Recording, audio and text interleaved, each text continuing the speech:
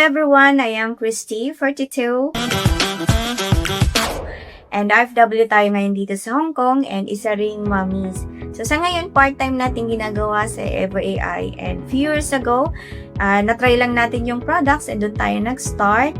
And nakita natin na sobrang laking potential and sobrang laking tulong sa health natin ng products. And syempre, as an OFW, alam naman natin na sobrang kulang. Akala natin pag dollars malaki na, pero ang kulang pa rin, lalong-lalo na pagka marami tayong responsibilities sa buhay.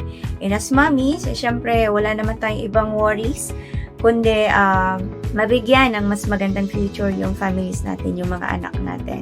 And sa ngayon, isa tayo sa kauna-unahang Millionaires Club ng company dito sa Hong Kong, and tuloy-tuloy pa rin natin siyang ginagawa para mas marami pa tayong matulungan.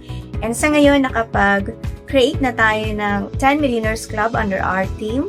Sobrang thankful talaga ako sa company na to kasi nga dito ko nakuha ang aking first house and first car. So hopefully mas makita natin yung lalim ng business na to at kung ano yung potential na pwedeng ibigay nito sa atin. Kasi sobrang even ako, hindi ko talaga siya ma-imagine. So ayun lang, see you soon everyone. Thank you.